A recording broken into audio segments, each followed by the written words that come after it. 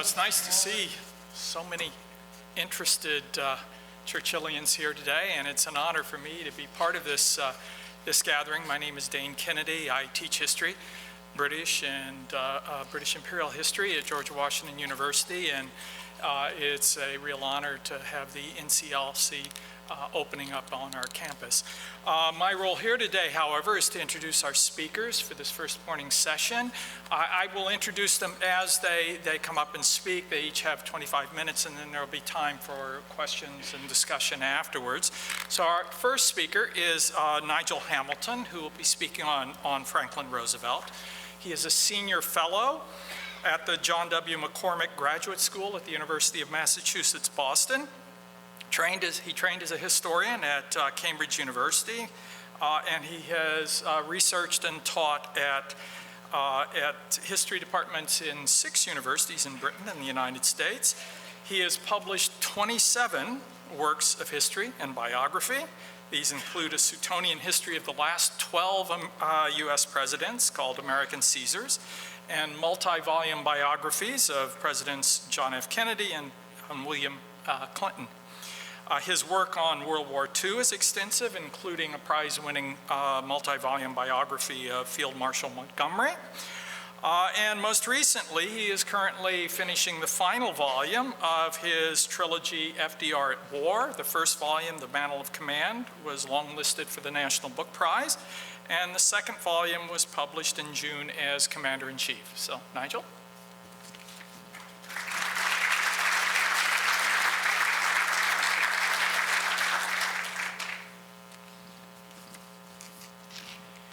Thank you very much, Dane, and wonderful to be here, ladies and gentlemen. I count it a great honor to be allowed to speak this morning, to be invited to speak this morning, about undoubtedly the 2 greatest men of the 20th century, Winston Churchill and Franklin Delano Roosevelt. And in doing so, I think we should bear in mind something which Winston Churchill wrote many years ago. To do justice to a great man, discriminating criticism is always necessary. I'll repeat that. To do justice to a great man, discriminating criticism is always necessary. Gush, however quenching, is always insipid. Now, I've addressed this wonderful society on a number of occasions over recent years. I live in Boston, but I winter in New Orleans, where I've often spoken at the World War II Museum to meetings of the society, and largely thanks to Christopher Hebb, I was invited to speak in Canada and on the West Coast, in Edmonton, Alberta, in Vancouver, in British Columbia, in Sonoma in California, and in San Francisco. And I've always been very impressed with not only the abiding interest in history and leadership that's shown in these various chapters of the International Churchill Society, but the continuing attempts to involve younger people. And perhaps the nicest moment of my travels in Canada was in Edmonton, when I gave a prize to the winning high school debating team. I think that would have warmed Churchill's heart as a parliamentarian who loved not only discussion, but debate. But as Dane said, I am writing the final volume of my FDR at War trilogy, so I'm particularly pleased to be able to talk today in this, as Michael Bishop said, rather awful presidential election campaign. And although each of panelists only has very short time to speak, and there are so many. The most wonderful thing about Winston Churchill is that there are so many aspects of his life and the lessons of his life to look at. So in this short period we have, I'm going to address just two specific topics of the relationship between Franklin Roosevelt and Winston Churchill, because our panel is here to talk about the three presidents that Winston Churchill had close relationships with: Franklin Roosevelt, President Truman, Dwight Eisenhower, and of course we missed out John F. Kennedy, my particular hero. And I thought it would best, in this brief moment that we have together, to address just two aspects of that Churchill-FDR relationship, or friendship, shall we call it. The first is the actual nature of that friendship between FDR and Churchill. A relationship which, as you know, ended rather badly when Winston declined to attend the funeral of his great friend here in the United States. And the second thing I thought we might address in our brief time together is what was really going on between the two men in what David Reynolds, Professor David Reynolds, who's head of the history department at my old university, Cambridge University in England, has called the missing weeks of October 1943, when the Grand Alliance against Hitler's Third Reich came very close to breaking apart and could only be rescued by its great leaders at the summit at Tehran. Now, about the nature of the FDR-Churchill relationship. Very briefly, there are two wonderful books about that relationship, really. The first is a book by John Meacham, Franklin and Winston. I'm sure many of you know it. It was published in 2002. And Sir Martin Gilbert's equally excellent book, Churchill and America, which was published in 2005. I knew Sir Martin Gilbert, admired him greatly. We last saw each other actually in High Court. Not as adversaries, but attending the great Holocaust trial of David Irving, who had accused Professor Lipstadt of Holocaust denial. I think we should probably use as our lodestar in understanding and appreciating the friendship and the relationship of FDR and Churchill, using a wonderful sentence in Martin Gilbert's book, Churchill in America, where he writes, "No world leaders had such a long, constructive, intimate,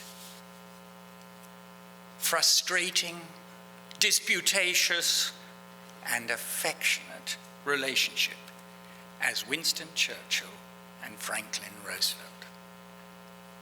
Now, that relationship began unhappily in London almost a century ago. On July the 29th, 1918, at a banquet for the Allied Ministers of War in Gray's Inn Hall, when, according to Sir Martin's account, quoting FDR, quote, Churchill acted like a stinker. Quote, one of the few men in public life, as FDR complained, who was rude to me. Now, Churchill, who'd been Minister of Munitions at the time, claimed not even to be able to recall the episode. Did it affect their relationship? Perhaps. Mary Soames, whom I knew, likened the Second World War relationship of the two men to that of lovers, vying for each other's attention, but one in which one lover, as in all such relationships, is the suitor, the other the sought after. How could it have been otherwise in August 1941, when they finally met for a second time aboard their respective warships off Newfoundland? You'll have to forgive my impersonations, but it'll indicate what is quoted material. I have wooed President Roosevelt as a man might woo a maid, Churchill once remarked, according to Sir Martin. And in another quote, no lover ever studied every whim of his mistress as I did those of President Roosevelt.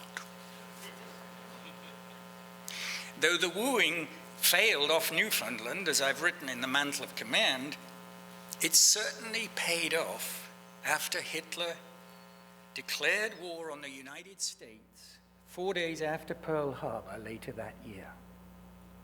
A reward that went way beyond the destroyers for bases, the Lend-Lease deal, the Atlantic Charter itself, namely a bras dessous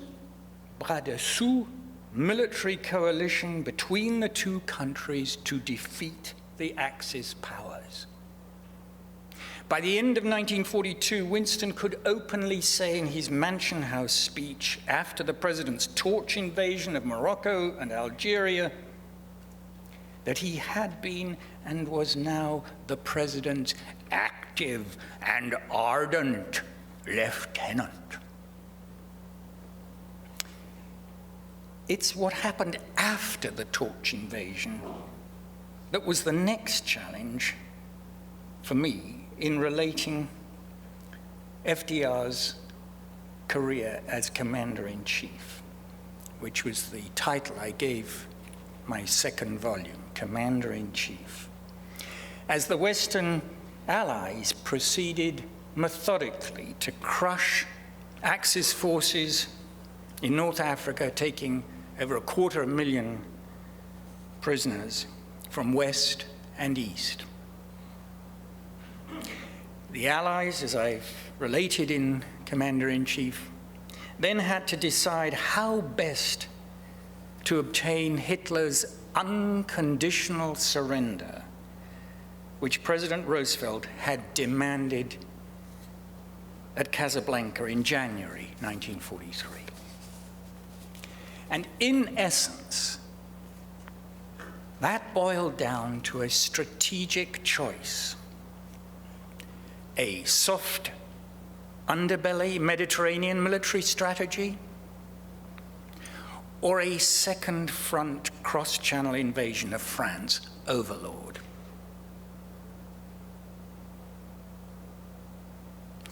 The subtitle of my Commander-in-Chief is FDR's Battle with Churchill, 1943, as the two men clashed over that main question: which strategy should we adopt?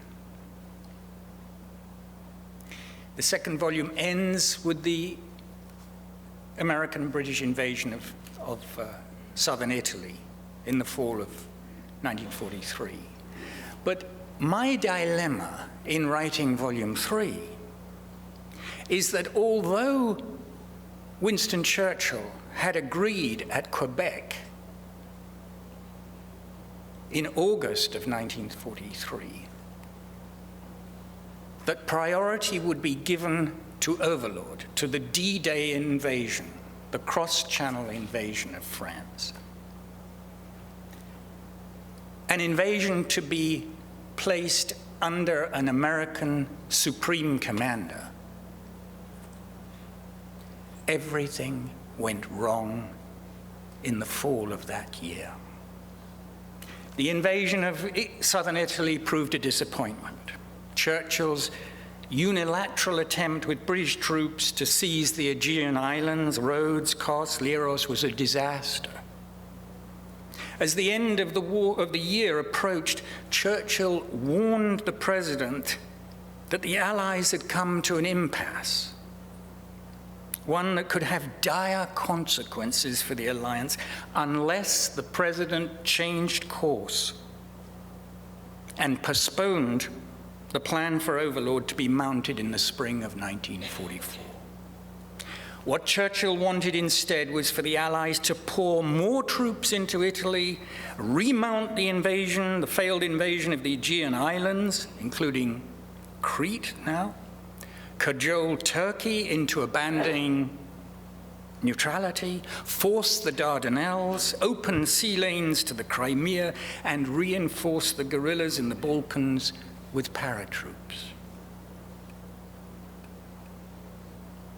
Why, in the fall of 1943,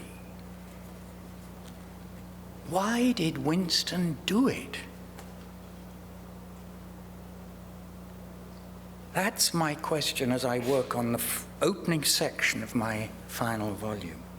Why, having agreed at Quebec only months before to follow the president's strategy for winning the war against Hitler, did Winston deliberately risk the very alliance that he had wooed the president to create at the critical moment of the war, when even Hitler acknowledged that the cross-channel invasion would be the deciding battle of World War II?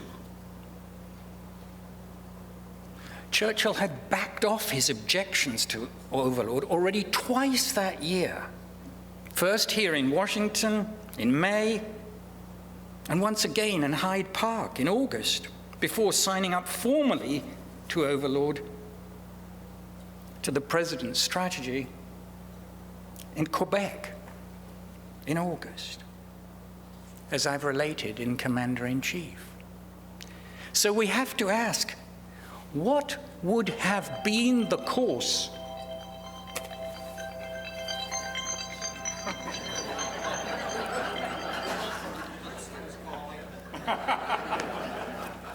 Sir Winston?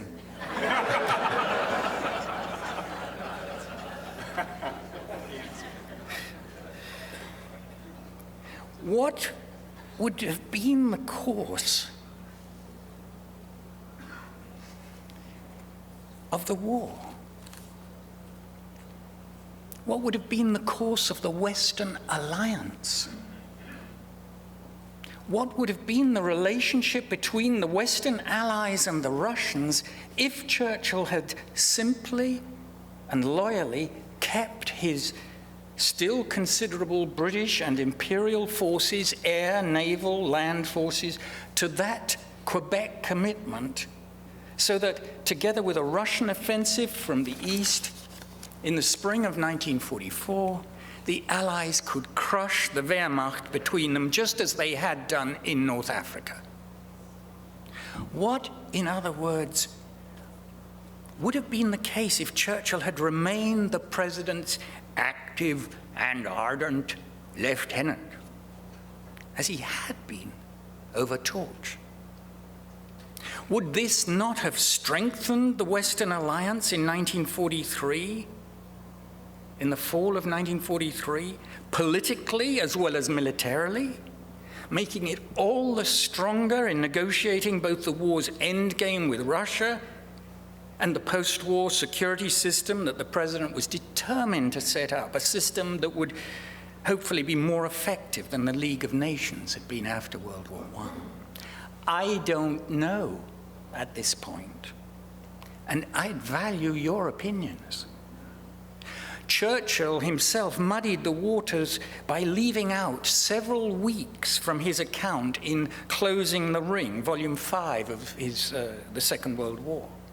As Professor Reynolds has written in his wonderful book, which I'm sure many of you know, on Churchill's memoirs, In Command of History, published in 2005, Churchill's 5th volume was, quote, a willfully inaccurate account,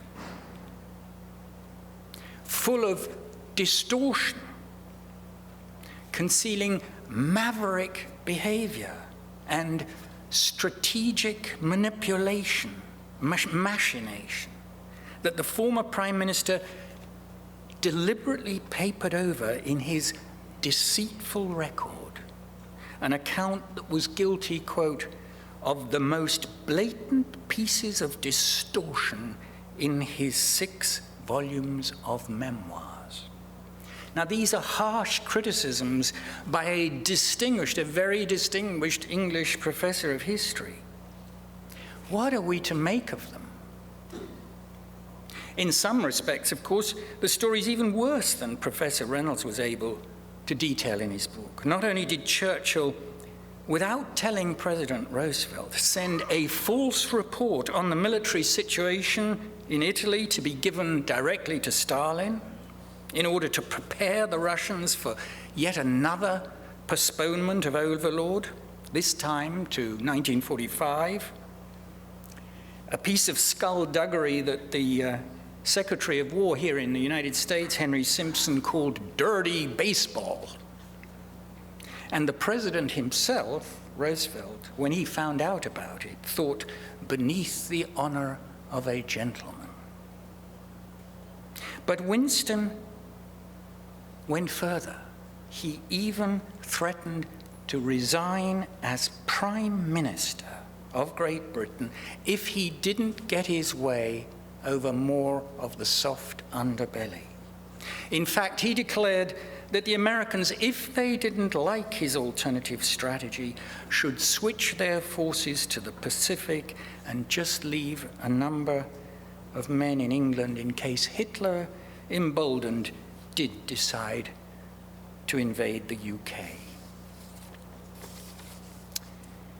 Now, as I say, we can't in this short session go into much detail, but I do think the subject of this crisis is worthy of discussion at our conference, and I truly value your insights and opinions. What strikes me as someone who's old enough to have stayed at Chartwell with Sir Winston and Lady Churchill and their daughters when I was a student, who has written extensively, as Dane said, about Montgomery, Churchill, and World War II, and who is now trying to make sense of FDR's military and strategic role in the most violent of wars in human history. What strikes me is that Churchill's revolt or insurrection or rebellion, or whatever you want to call it, in the late fall of 1943, goes much deeper than either a personal spat or a strategic difference of military opinion. And that the battle between the two men was, in a sense, symbolic. The inevitable collision of two empires, the one rising, the other falling. General Sir Alan Brooke, in his diary, initially called Churchill's refusal to follow the president's strategy madness. But he, too, went along with the Prime Minister in October of 1943, as did the South African Prime Minister, Field Marshal Smuts, and the British War Cabinet. If it was madness, in other words, it was not only Churchill's madness, it became a kind of British and British imperial madness. I suppose if we can say of echoes that they can go backwards as well as forwards, we think of Brexit. As he sailed by warship to meet Churchill and then Stalin in November of 1943 to try and resolve the crisis that Winston Churchill had created. President Roosevelt thus had to play a very, very careful hand. Aboard the USS Iowa, the latest American battleship at that time, he asked his chiefs of staff to produce for him a statistical comparison between the United States and British war effort in troops, airplanes, ships, etc. The Overlord invasion in 1944, he recognized, was critical to the defeat of the Third Reich. The war could well be lost or failed to be won against Hitler if Churchill refused to participate in it and had his way. Yet as president, Franklin Roosevelt could not afford to lose patience with Winston, who was probably reflecting his government's fears not only of World War I style casualties in mounting overlord, but fear of American dominance in the war and post-war. Arriving by plane in Cairo next to the pyramids in late November 1943, FDR was thus aware he would have to somehow try and get Churchill back on board Overlord. For without Overlord, Hitler and the Germans would not surrender, and without the British, Overlord could not be mounted. That was the crisis the Western Allies faced in the final months of 1943, with enormous consequences, political, economic, military, for the course of the war and the post-war. Fortunately, some days later, the crisis was resolved at Tehran, with the president forced to use Stalin as his supporter, not, ironically, Winston Churchill. Churchill reluctantly backed down, and Overlord D-Day, as we've come to call it, did take place in the spring of 1944. It was successful. It disproved Churchill's fears and led inexorably to victory over the Third Reich the following May, barely 3 weeks after the president's death. Let me finish by saying that climactic 1943 struggle between the royal cousins of Britain and America, as Sir Isaiah Berlin once called FDR and Churchill, was never fully resolved or settled, in my view.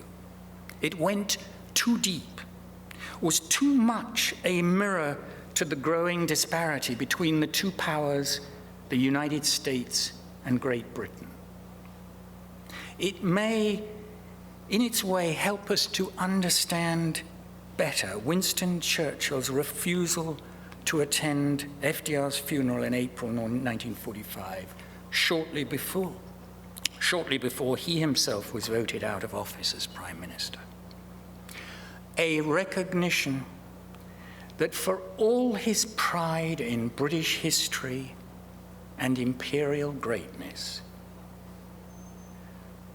that chapter between the cousins, the royal cousins, was coming to an end, and that a whole new world, whether he liked it or not, was approaching, in which Britain's once imperial voice would be quieter and quieter. Thank you very much.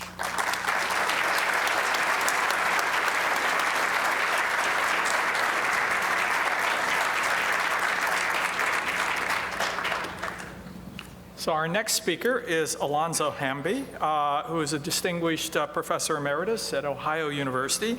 He specializes in 20th century U.S. history and is the author of a number of books, including Beyond the New Deal, Harry Truman and American Liberalism, Man of the People, A Life of Harry Truman, For the Survival of Democracy, Franklin Roosevelt and the World Crisis in the 1930s, and most recently, Man of Destiny, FDR and the Making of the American Century. Professor Hamby will be speaking about Truman and Churchill.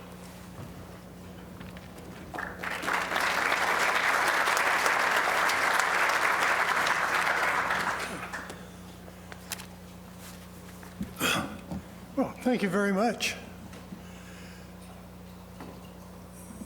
I want to talk today about Harry and Winston.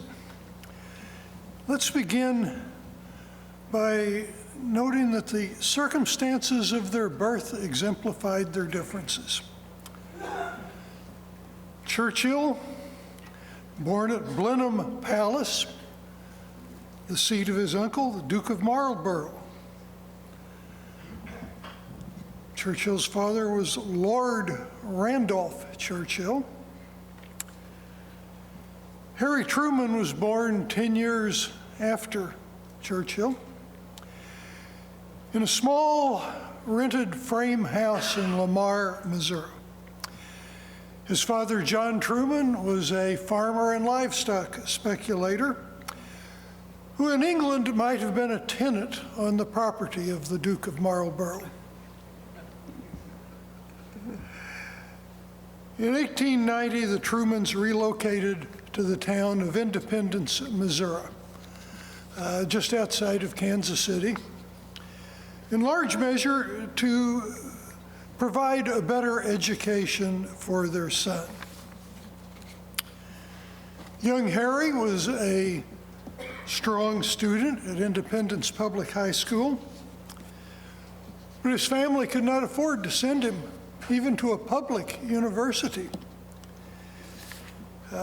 Instead, he worked for a time as a railroad timekeeper, then as a bank clerk in Kansas City, with no very clear plan for advancement. Whatever opportunities the city might have offered him seemed canceled when his father called him back to the country to help in the management of a farm that was owned by Harry's grandmother. Drawn to the military experience, young Harry was turned down by an Army recruiter because of his myopic eyesight, which required thick corrective glasses. Instead, he joined a local National Guard unit, maintained his membership there after leaving his Kansas City employment.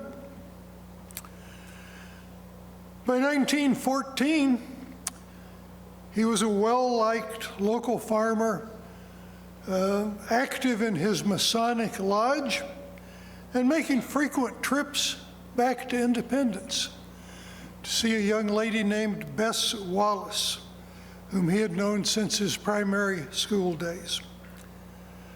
The onset of war in Europe would change his life, perhaps change his life even more dramatically than it changed Winston Churchill's life.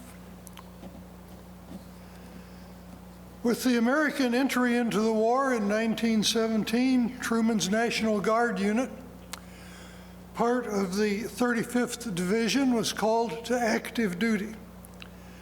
After intensive training, he became the commander of an artillery battery.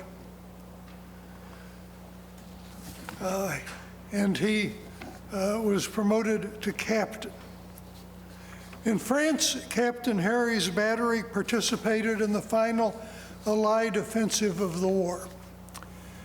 He demonstrated, perhaps most importantly to himself, that he could be an effective and a popular leader of men. After the war, his troops chipped in to buy him a tribute, a silver loving cup with an inscription of their respect and affection. Harry Truman returned to the United States in 1919, determined to leave farming behind. He married Bess Wallace, and in partnership with one of his Army comrades, he opened a haberdashery shop in downtown Kansas City. A wonderful term, haberdashery. A shop basically specialized in men's shirts and ties. He also spent a lot of time in various civic endeavors and networking activities in the hope of establishing himself as a civic leader.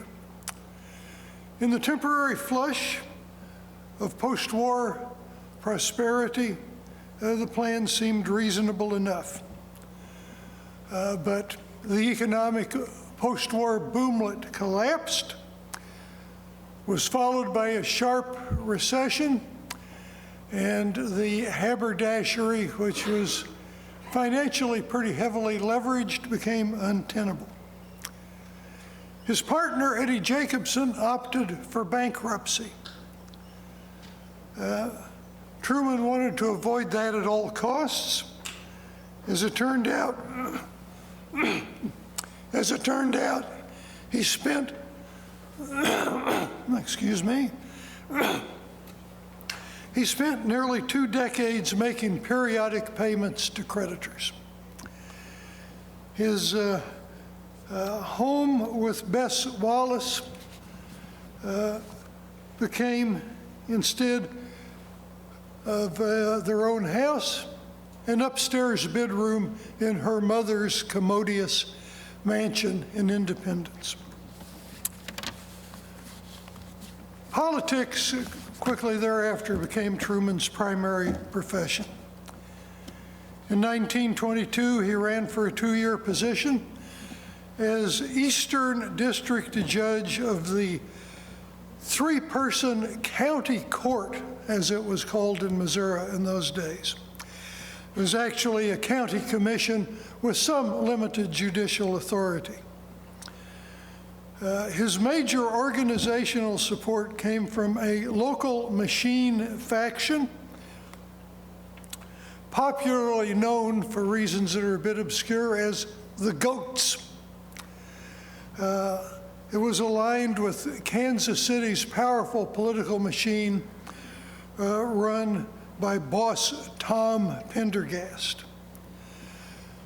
Truman's victory was the beginning of a tumultuous career in rough and tumble local politics. It involved, among other things, a confrontation with the local Ku Klux Klan, which was a vociferous opponent of Pendergast because he and many of the people in his machine were Irish Catholic. Defeated for re-election in 1924, Truman ran 2 years later for the 4-year post of presiding judge of the county court. He won, ran again in 1930, was reelected. In that position, he pursued an energetic and much acclaimed program of building a modern road system for Jackson County. Must remember, this was a period in which the automobile age was maturing and flourishing in America, and modern highways were a big part of that development. This was a neat way for Truman of coupling the public interest with that of the Pendergast machine, which after all controlled the market for road building materials. In 1934, Truman declared for the U.S. Senate. He won a hard-fought primary, and this was 1934, halfway into Franklin Roosevelt's first term. Truman was easily elected. As a Senate Democrat, he took his new office very seriously. He displayed an attitude of humility, willingness to learn, but established himself pretty quickly as an important senator, especially interested in the problems of American railroads. He conducted an important investigation of their management in the late 30s. In 1940, nonetheless, he faced a hard challenge for renomination from Missouri Governor Lloyd Stark. He campaigned tirelessly, narrowly won the primary, and was easily elected to a second Senate term. By the time he began that second term, 1941, the United States was proceeding inexorably toward involvement in World War II. Truman strongly supported Franklin Roosevelt's moves in that direction. Still an Army reservist, he also thought seriously about active duty as a trainer of artillerymen.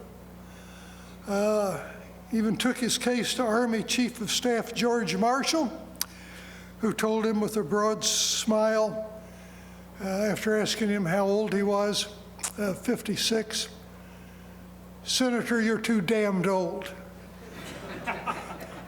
You can do us much more good in Congress." So he got the establishment of a Senate committee to investigate waste and inefficiency in the war effort. The Truman Committee, as it soon became known, walked a fine line, carefully avoiding criticism of Roosevelt while going after civilian and military bureaucrats. When Truman sought to investigate huge sums being allocated for unspecified work, specifically at Hanford, Washington, Oak Ridge, Tennessee, and Los Alamos, New Mexico, he backed off after being assured by Secretary of War Henry Stimson that the money was being sent on a super secret project that would win the war. And no doubt, as you've all guessed by this point, that was the atomic bomb project. But even Truman was not told exactly what it was. He simply took Stimson's word for it. In one of his letters, he does write to someone that apparently it is for the development of some kind of a super weapon. Along with the much praised hard work of his investigating committee, Truman brought an easy capacity for friendship that made him perhaps the most popular member of the Senate. By 1944, Roosevelt was in shaky health. His vice president, Henry A. Wallace, was widely unpopular on Capitol Hill, and especially unpopular among strong Democratic regulars. Truman was a logical candidate for vice president, and Roosevelt himself was in no mood to insist on Wallace. Truman, however he felt about the prospect of the vice presidency, let politics take its course.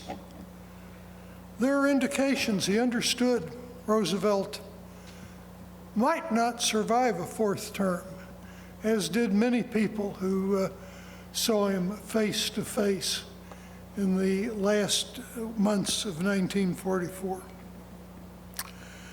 On April 12th, 1945, less than 3 months into his vice presidency, Truman was called to the White House and informed of Roosevelt's death. Winston Churchill, who had formed a close, if at times contentious, relationship with Roosevelt, now faced the challenge of advancing American interests with a new president of the one nation on which Britain was dependent. He was anxious to establish a personal bond with Truman, but opted against going to the United States for FDR's funeral. Truman, at his own end, had been wholly excluded from foreign relations. In his early weeks as president, he had to play catch up and all but bury himself in briefing books and documents. He was in no shape to receive a foreign leader. What followed instead was a lengthy correspondence in which Churchill expressed concern and indignation over the rolling Soviet subversion of Poland's independence. This was a first step in establishing a relationship with the new president and likely confirmed Truman's own instinctive suspicions of Stalin and the USSR. Their first face-to-face meeting, of course, came at the Potsdam Conference. It was less than fortunate. Churchill came poorly prepared and provided erratic leadership.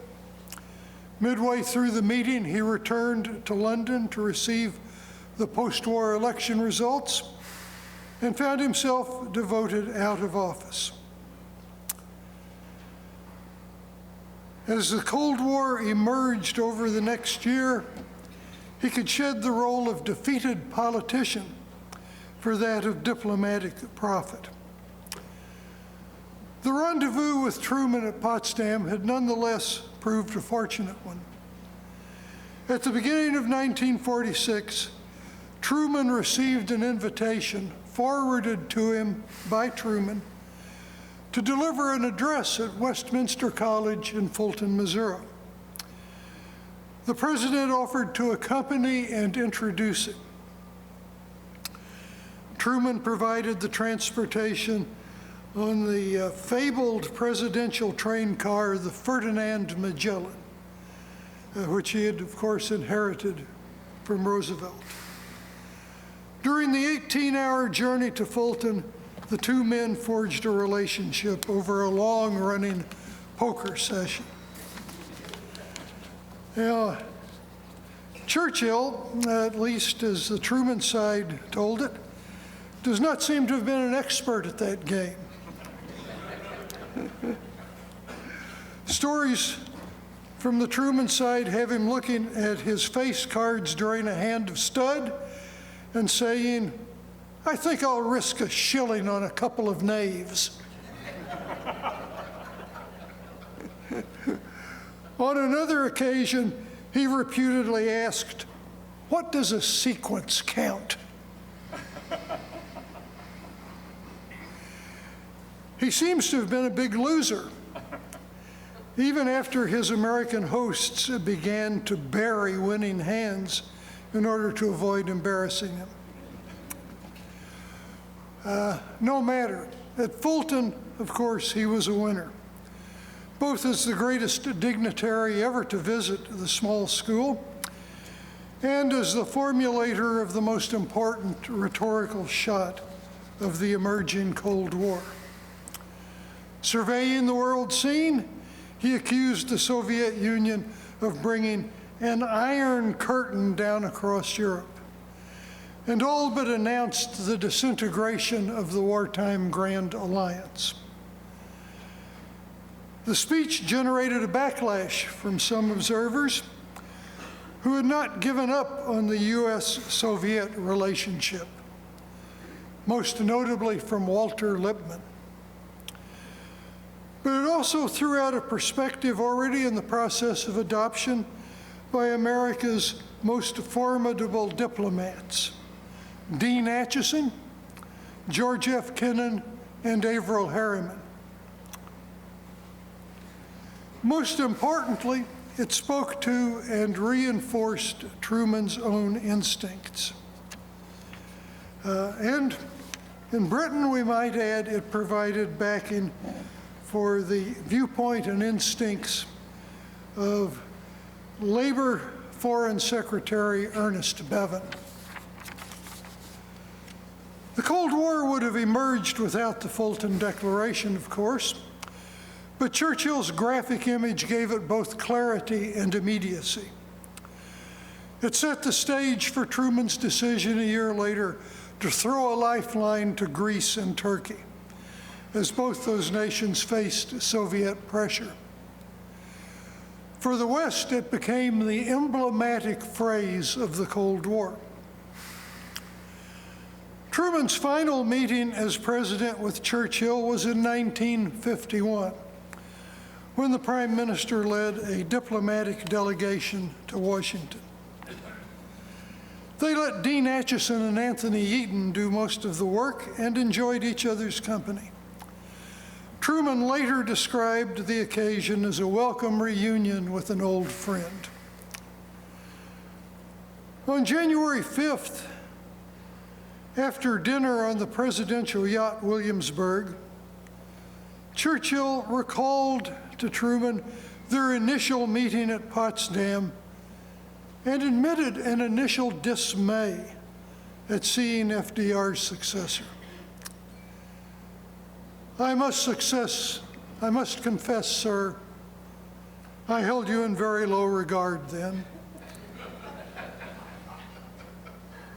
I loathed your taking the place of Franklin Roosevelt. I misjudged you badly. Since then, you, more than any other man, have saved Western civilization. One of Truman's aides who was present recalled a big trademark Truman grin. Churchill perhaps privately reflected that he, in a sometimes difficult partnership with Franklin Roosevelt, had saved Western civilization a few years earlier. His estimate of Truman was valid and made with the authority of a world historical figure whose own achievements were at least equally majestic.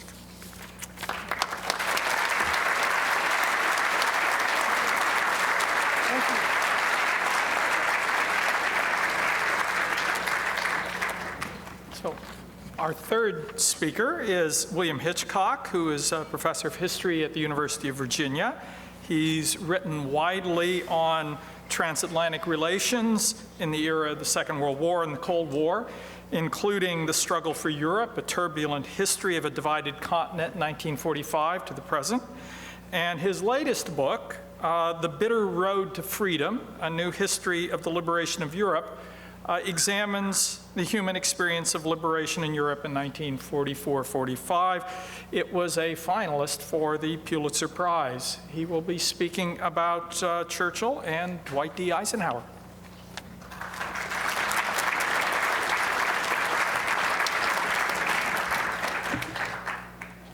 I think I'll just close that. Well, good morning. It's lovely to see you, and thank you all very much for asking me to come to this distinguished conference with such an extraordinary group of panelists and so many just astonishingly accomplished and influential guests and participants. It's lovely to be here. My name is Will Hitchcock. I teach at the University of Virginia. I'll be speaking about Churchill and Eisenhower. I've just spent 6 years finishing a book on the age of Eisenhower, and I hope that it will find a place under your Christmas tree in December of 2017. Imagine, if you will, a twice re-elected, enormously popular, fiscally conservative, socially humane, anti-war Republican.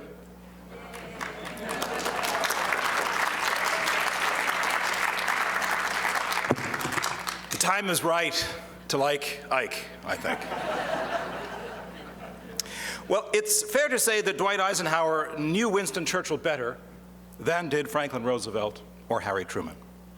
He certainly spent more time with Churchill over the course of a crucial 13-year period, from Ike's arrival in London in mid-1942 to lead Allied forces in Europe to Winston Churchill's retirement in April 1955. These two men were joined in a common cause against Hitler and then against the Soviet Union. They formed a close bond and a deep affection toward one another. Though they disagreed often and had very different ideas of grand strategy both in the war and in the Cold War, they consistently saw in one another the characteristics of greatness. In 1945, just after the war, Churchill praised Eisenhower's, quote, capacity for making great nations march together more truly united than they have ever been before. I won't do an impression. It wouldn't, I just can't do it. I'm not as skilled as my colleague. But Ike, for his part, wrote to a friend in 1954 a wonderful sentence for all of us to savor. Winston Churchill comes nearest to fulfilling the requirements of greatness in any individual that I have met in my lifetime.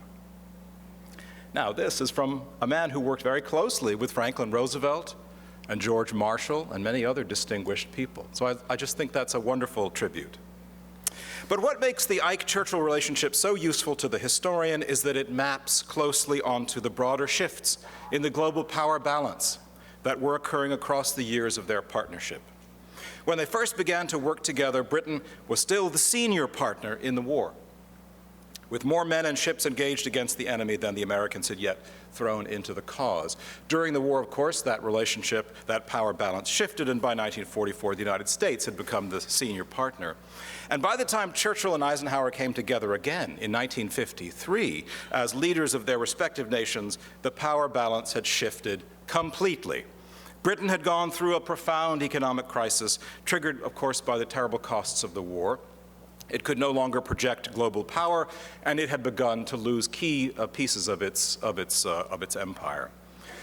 By contrast, in 1953, the United States was an extraordinary colossus, unrivaled around the world.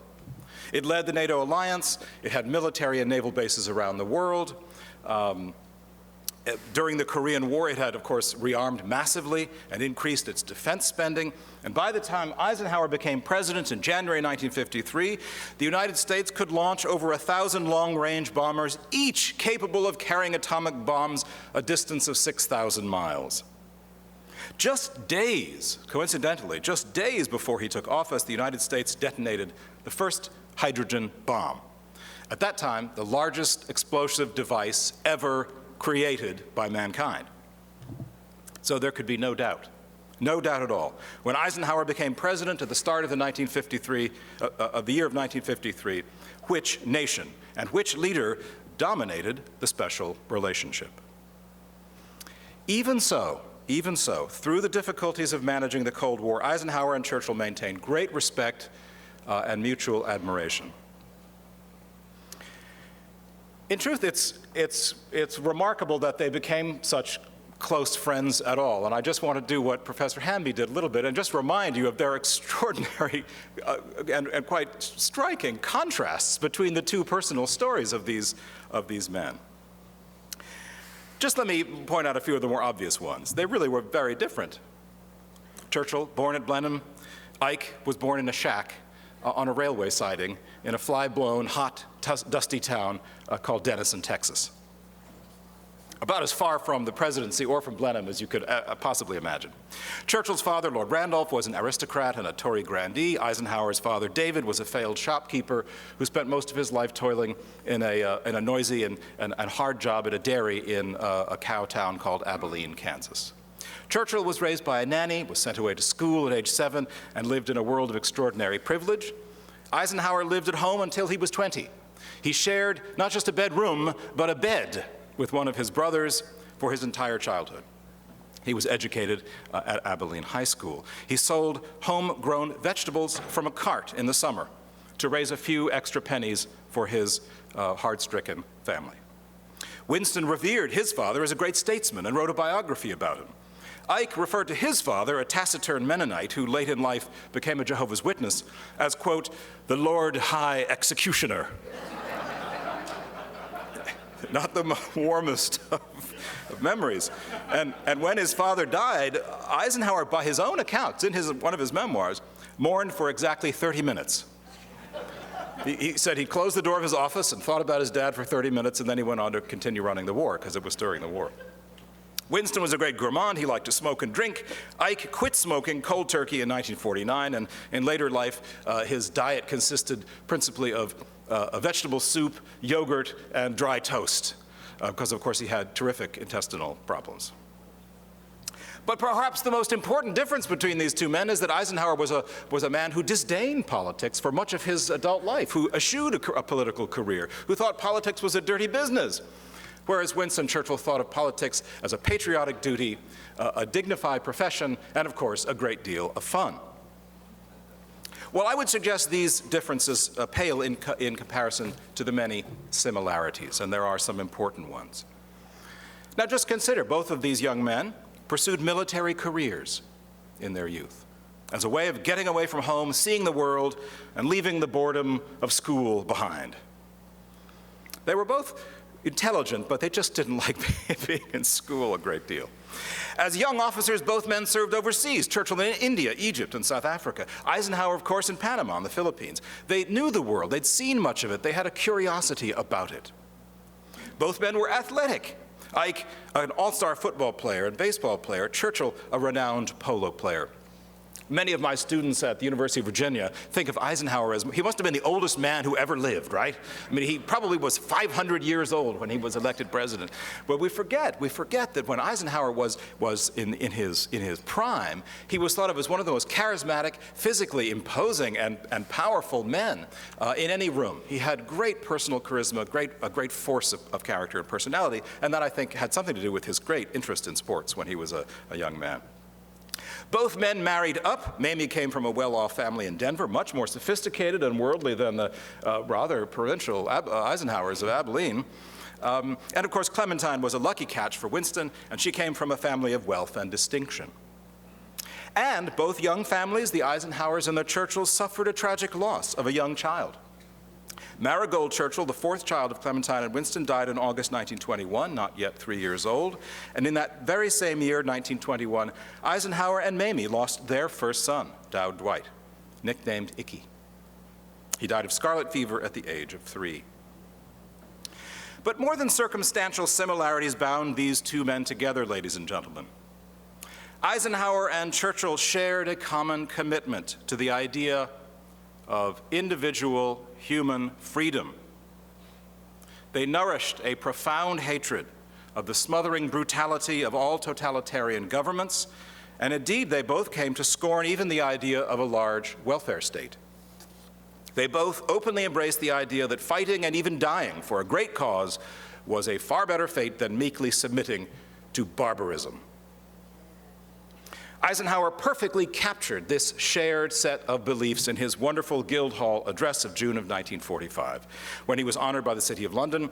In words that made Churchill weep, Ike declared, "To preserve his freedom of worship, his equality before the law, his liberty to speak and act as he sees fit, the Londoner will fight, and so will the citizen of Abilene." Now, these humane and liberal 18th century liberal characteristics then were the real foundation of their mutual admiration and affection. And ladies and gentlemen, it's a good thing they had this to fall back upon, because in 1953 to 1955, the US-UK relationship was at a rather low ebb, and Eisenhower and Churchill found themselves on opposite sides of quite a lot of policy disagreements, sometimes very sharply worded disagreements. What I'd like to do is just mention 3 of those disagreements, and then we'll go into a discussion and some questions. Those 3 points of disagreement, and I'll just tell you what they are so you can follow me as I go along: the Russians, the bomb, and Vietnam. And they had very different views on each of those 3 topics. The Russians first. March 5, 1953, Stalin died. Good. Well done. Well, yes, tick. For some time, nobody knew, not even in the Kremlin, what form of leadership would succeed this odious tyrant. The men around Stalin, of course, were so terrified about being seen as planning succession plans that they never talked about it, because if they had been caught discussing, what do we do after Stalin, there'd be curtains for them. So in the spring of '53, there's a muddle in Moscow. Who's going to follow? Well, eventually a curious collective leadership emerged, and the principal leader was a man named Georgy Malenkov, who acted as premier. Now, Winston Churchill believed, this moment of fluidity offers a great opportunity to end the Cold War. Right now, let's reach out to the Russians, grasp the hand of peace, make a real effort to try to work out a new relationship with the Russians in this period of fluidity. And he wrote to Eisenhower, he said they would be called to account if no attempt were made to turn over a new leaf. We ought to lose no chance of finding out how far the Malenkov regime are prepared to go in easing things all round, he wrote. It would be a pity if a sudden frost nipped spring in the bud. Churchill, of course, longed for a great meeting similar to those days of the war years where, under a cloud of smoke and the vapors of brandy, a few great men could shape world affairs with the stroke of a pen. Eisenhower reviewed all such efforts to set up a hasty post-Stalin meeting with great suspicion. Why? Well, ladies and gentlemen, recall the context.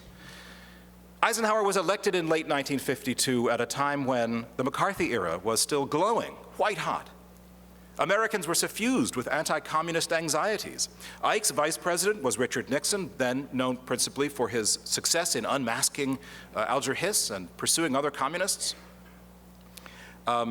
His Secretary of State was John Foster Dulles, a very severe and inflexible anti-communist. So politically speaking, there was really no desire in Washington to make friends with the Russians in 1953. Eisenhower threw cold water on Churchill's repeated requests for a summit meeting with the Russians. He said to reach out to be perceived as being too eager would be a sign of weakness. Now, Churchill, of course, didn't give up. He felt if only he could meet Eisenhower personally and he could use his wiles and his wits to prod him and manipulate him and get Ike to agree to a summit meeting. Well, Churchill worked hard to pull this off, and the two leaders planned to meet in Bermuda, but the meeting was interrupted by Churchill's unfortunate stroke in June of 1953. But by December of 1953, the two men got together in Bermuda, a luxurious setting, the mid-ocean club, the white sands, the sun, and Churchill determined to manipulate Eisenhower into getting something done on the Cold War. Well, it was here at Bermuda that we begin to see the beginnings of the second conflict, the second point of crisis, the second argument. What to do about nuclear weapons? How should we use or not use the bomb? Churchill's hoped in Bermuda that he could get Ike to agree to this pet project of a summit with the Russians, yet Churchill found Eisenhower in no mood for compromise. Very interesting. The smiling, genial consensus builder, Eisenhower, the gentleman, always eager to find the middle ground as he'd been during the war, that Eisenhower was gone when Eisenhower in his first year or two in the presidency. Churchill found Eisenhower very much in an anti-Russian mood. Indeed, in reply to Churchill's appeal at his meeting at Bermuda, at the opening session for a real effort to strike a deal with the new leaders of the Soviet Union, Eisenhower delivered a vulgar tirade in front of all the diplomats of the various delegations. Well, the French were there as well. Churchill's private secretary, John Colville, recorded the scene. Eisenhower said that as regards the Prime Minister's belief that there was a new look in Soviet policy, Russia, he said, was a woman of the streets, and whether her dress was new or just the old one patched, it was certainly the same whore underneath. America intended to drive her off her present beat into the back streets. That's what Colville writes that Eisenhower said in front of the British and French delegations. Really pretty shocking stuff. Indeed, Colville noted in his diary, pained looks all round. I bet. But Eisenhower went further than this. He said that since the Russians couldn't be trusted, the United States planned to rely heavily on nuclear weapons as a means to deter the communists from doing anything bad in the world. The president, in an exchange that left his British partners deeply glum, declared that, quote, atomic weapons were now becoming to be regarded as the proper part of conventional armament. And if the North Koreans or the Chinese did anything bad in Indochina or anywhere else, why, the United States planned to use nuclear weapons against them. This is what Eisenhower is telling Churchill. Well, this triggered an outpouring of very mournful sentiments from the Prime Minister. And what he said, well, he began to speak extemporaneously in response to these quite astonishing assertions by Eisenhower.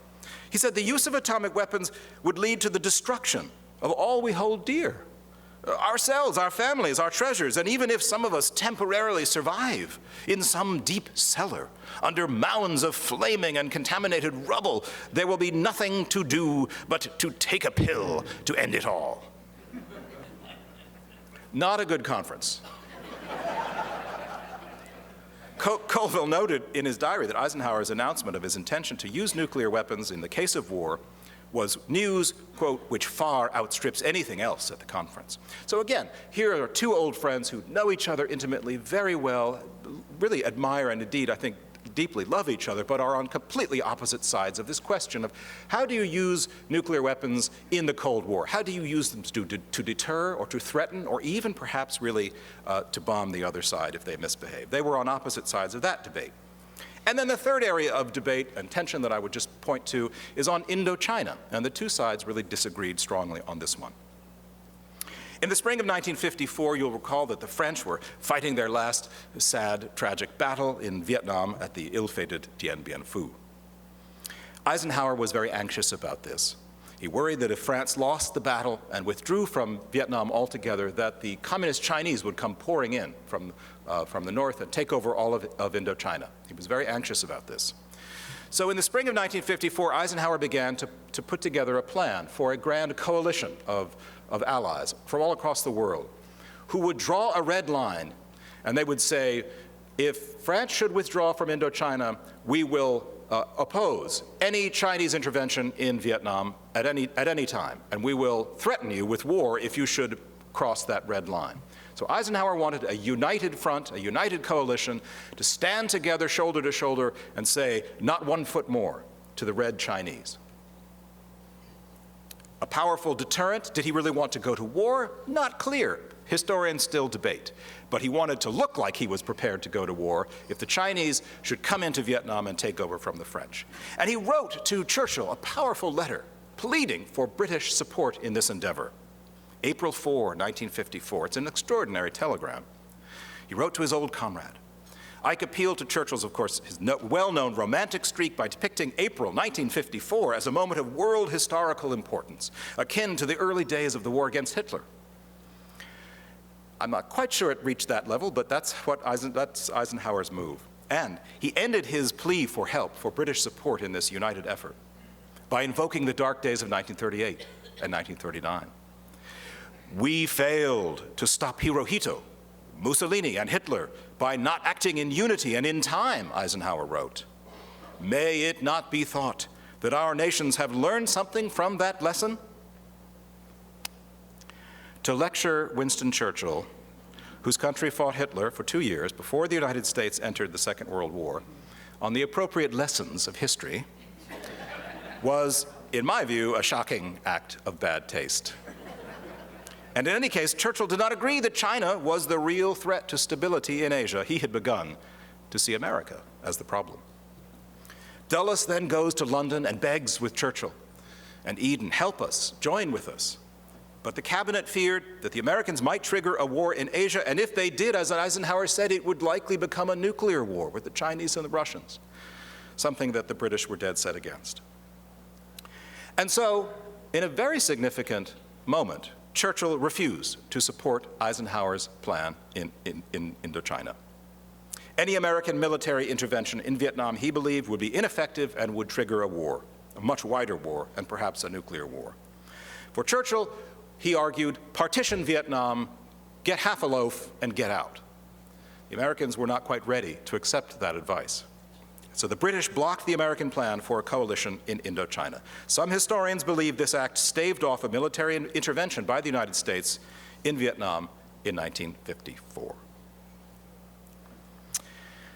Well, these three disputes between Eisenhower and Churchill did not by any means lessen the affection and respect between the two leaders. But they do reflect, ladies and gentlemen, the deeper differences between the two nations at mid-century. America was just entering an era of global power and hegemony. Britain's day of global influence had ended, and it was struggling to adapt to a different role. Churchill and Eisenhower met at the crossroads in the early 1950s, when America's anti-communist sentiment was at its most intense. Winston gently tried to constrain and to buffer American hubris, with little success. The United States would have to learn for itself the painful lessons of imperial overstretch. And those lessons would not register for many years after both Ike and Churchill had passed from the scene. Thank you.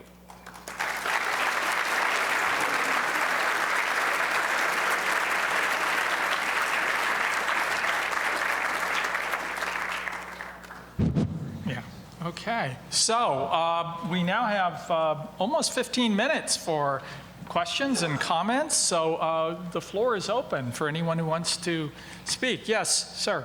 I've always been a little annoyed at the fact that President Roosevelt kept the U.S. out of the war for almost 2 years, around 2 years before Pearl Harbor. And the conventional wisdom is for political reasons.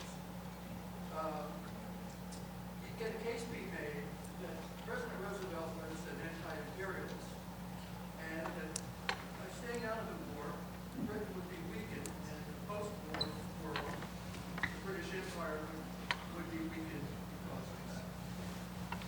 Or am I being too cynical? Shall I take this? Sure. The question is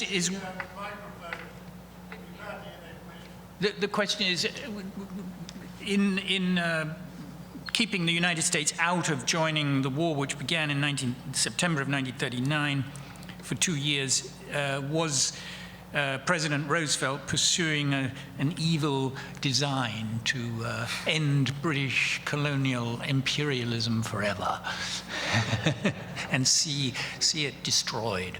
And sorry, is that right? And is that a cynical view? I'm afraid it is a cynical view, yeah.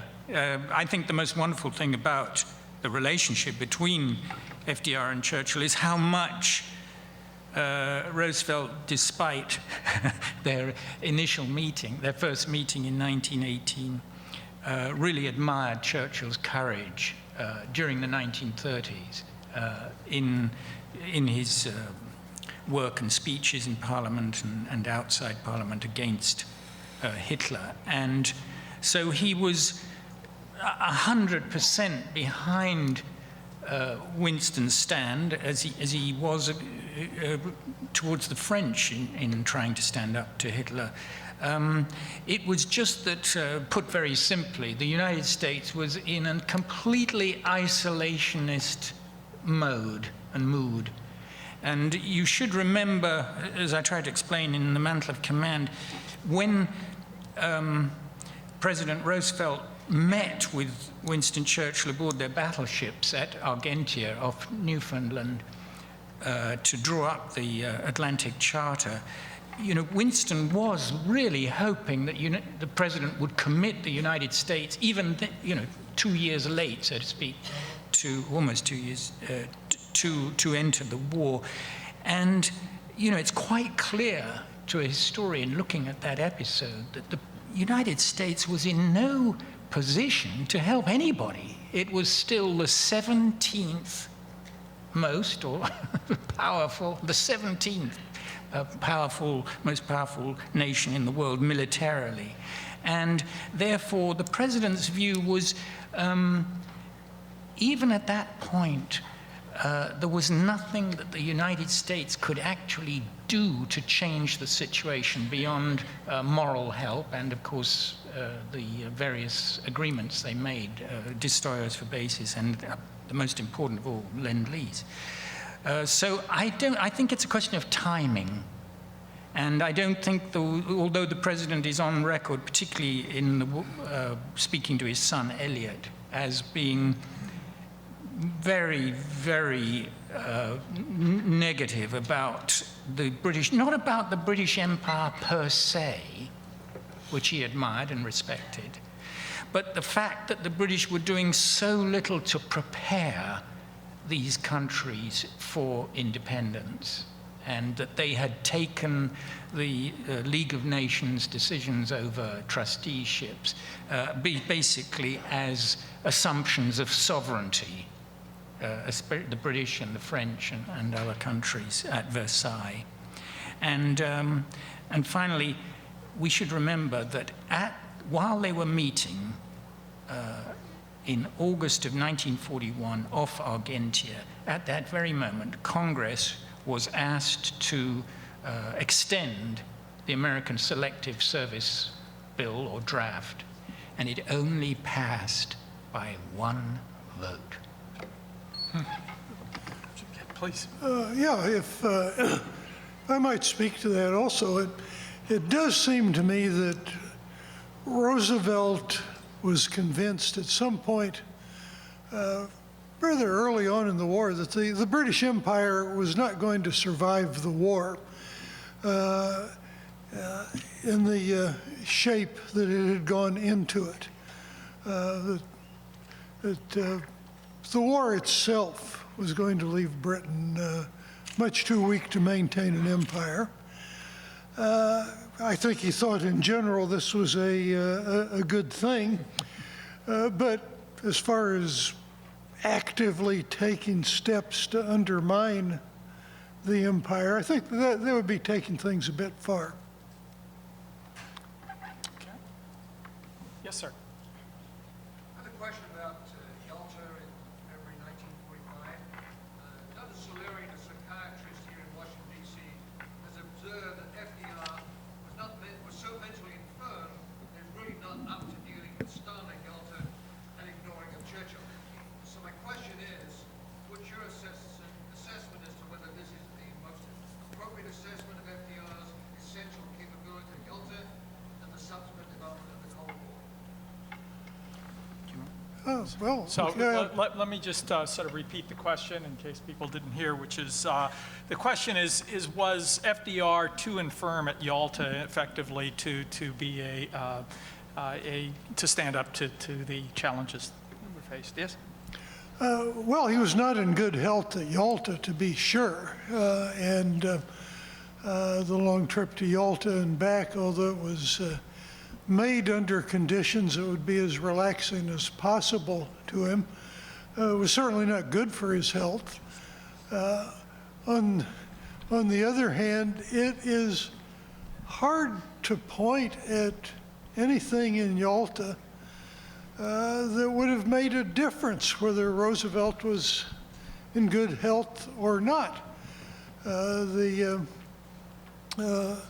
fact is that what was determining the shape of post-war Europe by the time of the Yalta Conference was the position of armed forces that was already well established. I believe Roosevelt certainly expected the Russians to have some sort of hegemonic position in Eastern Europe. It's hardly avoidable. But if he'd been in splendid health, it's hard to see what difference that would have made.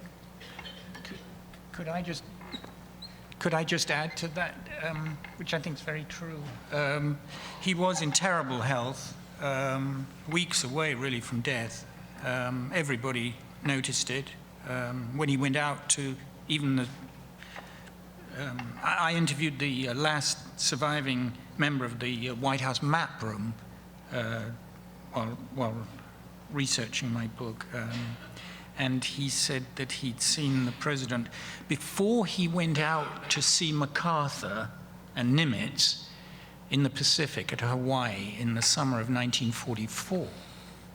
And he said when he came back, he was a completely changed figure from the one this gentleman had served in the White House map room since April of 1942. Completely changed person. And MacArthur is on record as having said he only has 6 months to live. But as Professor Hamby says, it's difficult to see whether that would have changed anything that happened at Yalta. Basically, it was a cover-up. The Russians had 400 divisions in the field, both in the east and facing towards Japan. And there was very little the United States, even with its great air force, could have done to change the position, as you say, in Eastern Europe. And I quote in my new book, the Commander-in-Chief, a very interesting visit by Cardinal Spellman to the White House to see President Roosevelt in, I think, September of 1943, so years before Yalta, in which the president was quite straightforward about the division of Europe at the end of the war. You know, basically that there's nothing we can do to change the balance of military power that will exist in terms of land forces. And so, yes, it was a cover-up to try and maintain some kind of dignity and world peace, and above all, FDR's sort of last energies were being put into the creation of a United Nations, and we can all be critical of the United Nations, but it was created.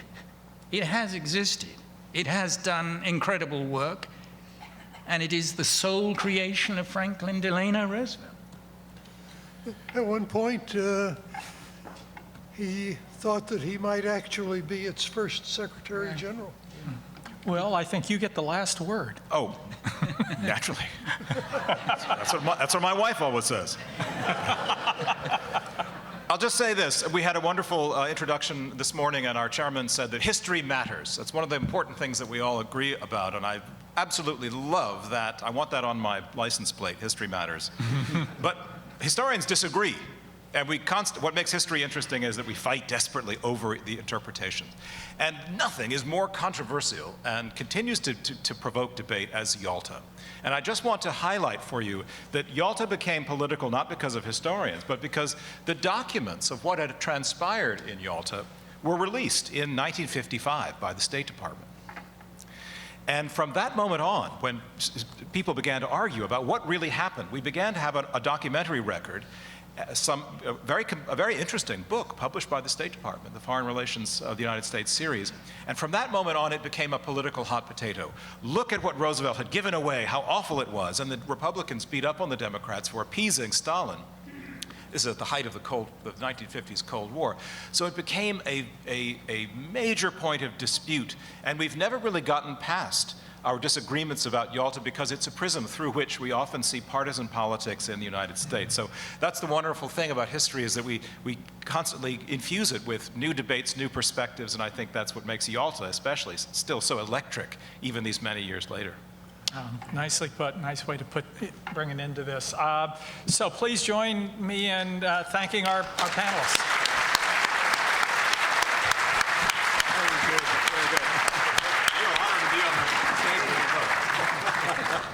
Thank you. I want to thank Professor Kennedy, Professor Hamilton, Professor Hamby, and Professor Hitchcock for making the program chairman look so brilliant, to invite them all to speak this morning as the first panel of this conference.